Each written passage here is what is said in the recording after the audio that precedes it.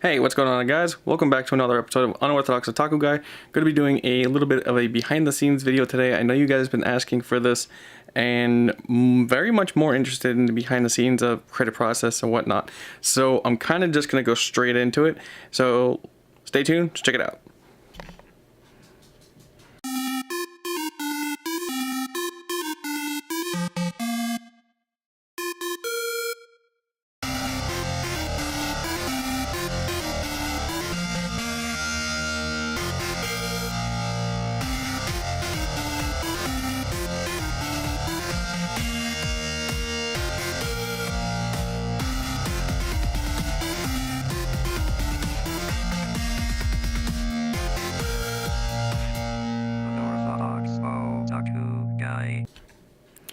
Welcome back.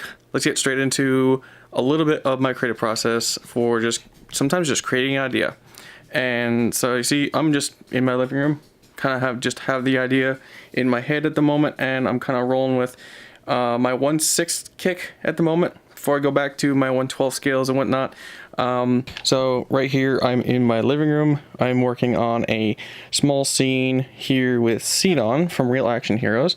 So before I get into that, I'll basically just go and I'll grab a bunch of ideas for backdrops and whatnot. Kind of think about what I'm going to do for a shot. These are backups that I was picking through out of my many printed ones that I have there. And then I have, of course, my camera gear here. And then things I'm working with, like those are pretty much all the Pure Nemos, accessories. I've got guns and clothing, equipment, stuff like that. So I've got my diffuser at the moment right now. I've also got a little loom cube on here. So I'm going to go over and show you kind of what I've been working with. So I've got a setup here. I'm actually going to darken this just a tad so you can see because the light is pretty bright. I have Sinon from the Real Action Heroes series. I have her kind of crouched against a wall, kind of in a situation where she's like infiltrating somewhere. So you'll see actually the backdrop I chose.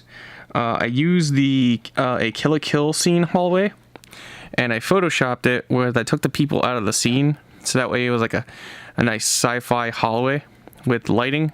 So if I bracket it like such, you'll see I have like lighting kind of like casting through the windows and it's kind of hitting her. So that's the idea there. You can actually just see just from zooming in right there. I'm using the wide angle lens on my recording at the moment, so it's not going to have the full effect, but I'll pop up some photos of what it'll look like. So I did use the loom cube to try to adjust some of the lighting, trying to kill some of the shadows on there, because depending on where I put the light, it's going to cast too hard of a shadow on the backdrop. And I'm trying to eliminate that, and I'm going to, any excessive ones I will try to Photoshop out. That's where the diffuser comes into play too. As you can see, just looking at that light, it's not as harsh as looking at the light there. So having a diffuser really helps out with softening the light. Very, very much recommended. This is a real diffuser. You can get away with just pieces of paper, whatnot. I finally upgraded and just bought a real sheet of diffuser. It's one of those like 5-in-1 fold-up ones. Alright, so just in case I put a floor down instead of just the carpet, this is easier to edit than the carpet. The carpet's actually like messy material to edit. So for the backdrop, that's mainly the main subject because I'm not really even looking at the floor. I'm actually like bracketing it out. So it's just a nice hard surface too. Even right here, this brick overlap, not a big deal because it's actually not even part of the subject. It'll be like that. So these are the things you can think about whenever you're working on setting up a shot. Don't freak out about little imperfections that are behind the scenes because there's some things that may not even be able to be seen. So kind of just like roll with a gist of it, and there's a lot of stuff you can fix in post with editing, or if just depending on how you crop your shot and angle it. So like if I have it like that, you won't even notice that there's like imperfections in the shot from the floor to the top of the bricking, or the bricking overlapping right there on the left. You'll see like you won't see that floor there. And if I go tilt up, you won't see that gap there, or the gap where the bricks meet. Kind of like crop it. Get creative on where you're going to put your lens. and that's going to be your idea. Look where your subject is looking, how you have them positioned and looking, where the light is angled. So here I have the windows are kind of like angled inward at her, and they kind of keep going this way towards the outside the camera. So your imagination is the fact that there's still more going this way, and it's a long hallway. So the lighting is going to be from over here too. So you want to cast light in that direction towards the character and kind of like hit them with it, and it's going to cause some shadowing on the wall there too. And that's where I tried to soften it too, because you really even see in the photo, it's kind of semi-soft coming through those windows. It's got like a nice soft blur to it, and I want to keep that with that shot. And I'm not claiming to be an expert on this at all, but this is just my creative idea for my concept for what I'm going to make for my photo. So that's where it's like giving you that idea what I'm kind of hitting with this photo here of her just like kind of like infiltrating a facility. Now, I may or may not Photoshop that little light out or something. It might be too much of a distraction. We'll see. Those are the little things you can worry about in post that are minute. As long as they're not, like say you don't have it like lined up with her head or something, then it's kind of harder to Photoshop out. Try to have it out in the open there too, for if you have a distracting subject that you want to decide whether you want to on or off, then put it on a separate layer, delete it and see how you think about it, and then you can just put it back in just by turning on and off the layer or deleting the layer, either or.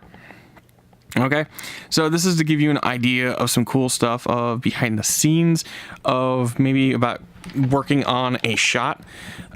So what I did here, how easy this setup is, these lights are just simple lights. This one's much newer. This is a little more expensive. This is a Lume Cube. These things are awesome because they have tons of degrees of light changing for how bright you want it. It'll just keep going and going and going. It has like 10 levels right there. And then it's rechargeable, waterproof, and whatnot. It's a little expensive, but I got it on sale, so not bad. Very pocket size, which I like about that, and a sweet bracket. This one is a nice cheap, like $20 one that I got from Best Buy. And this is a great light. It's rechargeable.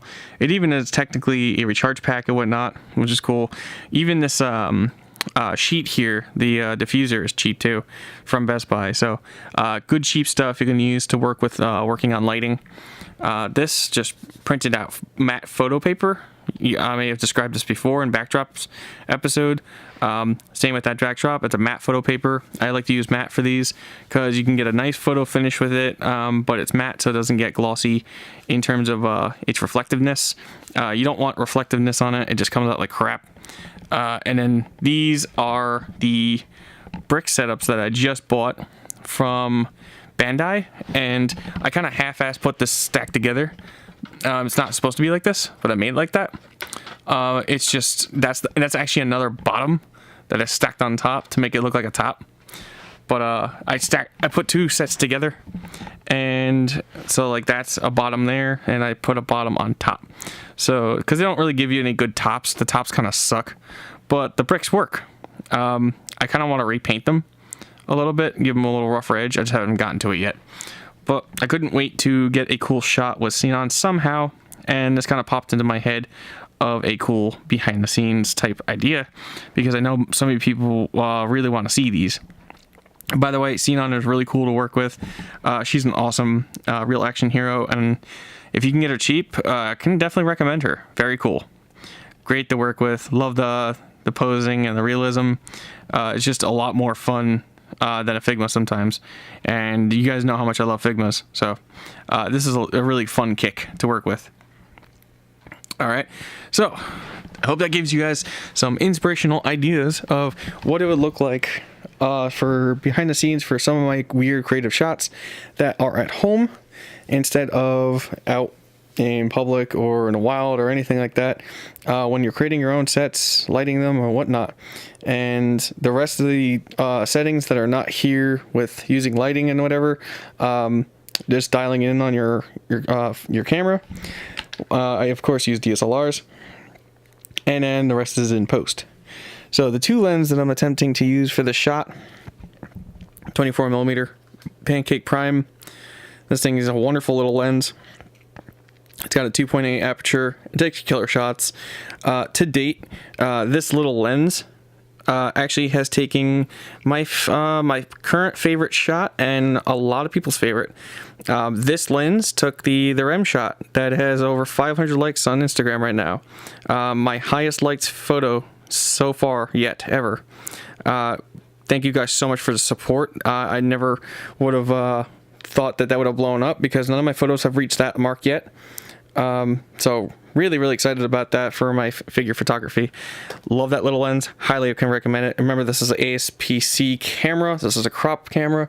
So that is a banging little lens. Probably roughly around between the 40-50 millimeter mark in realism with the magnification of the crop. And then I took a couple other shots with my 7200, and I'm going to see which one's my favorite of the two. Because these both do a different effect. This one here is also a 2.8. These are both 2.8 lenses. It's just this one has some killer glass in it compared to this guy. But this guy, do not underestimate this little guy. This guy can take some killer shots just like this guy. It's unreal. But this is, of course, telephoto.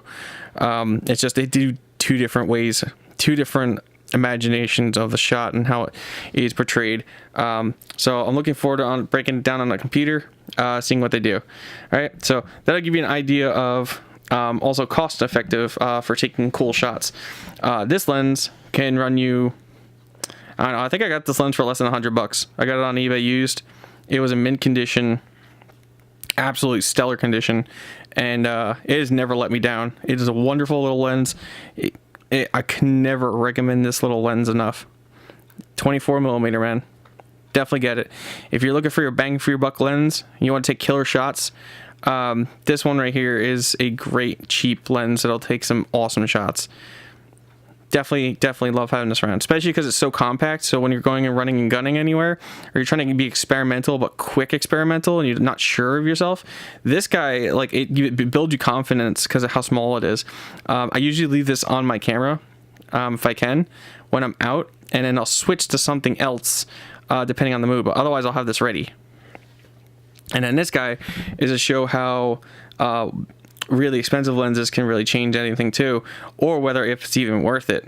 But I have taken some absolutely stellar shots with this lens, and I can't go back. I love having this lens with me. So I think my two favorite lenses actually are these two right here, my 7200 and my 24 millimeter.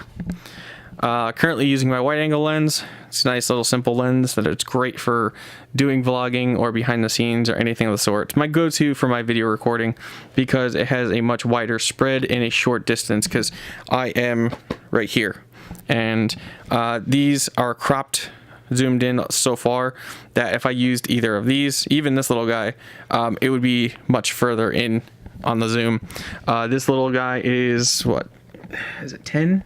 Yeah, 10 millimeter. So at 10 millimeter, this thing's probably shooting like, I don't know, 15 millimeter or something like the sort.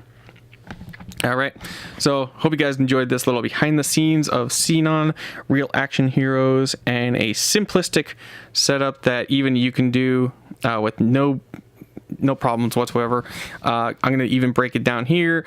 The backdrops are the easiest thing for anyone to set up. If you don't have these little brick little behind the scene, like, you know, barrier setup things or whatever you want to call them, diorama kit stuff, these are relatively simple to make. I have made bricking before, and, you know, simple painting and whatnot. It's just, these are awesome, as I've broken down in another video. They're like Legos, so they come apart and they're quick and easy to change per the scene, and I felt like using it just for that. Backdrop here, you don't need to have a fancy backdrop, even though this is not exactly technically fancy. You can use a piece of paper. Just use a sheet of paper and it diffuses just as well. For lighting, you don't need fancy LED lights or anything like that, whether it be temperature controlled or variable and brightness control. You can use just a lamp. Just pick your bulbs. What bulbs can change your Kelvin, whether you want different temperatures from just more simplistic clear white, bright white, bluish white, or if you want a warmer temperature, anything of the sort like that. Oh, my diffuser's taking out my lamp.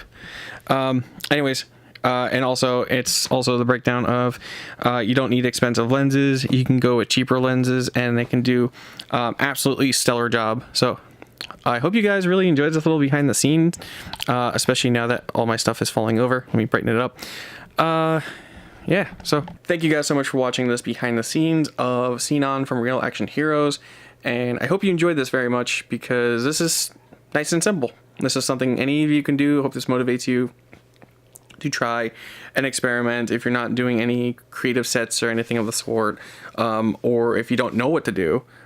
This might give you some inspirational ideas to keep trying. Just keep experimenting, keep doing stuff until you get it.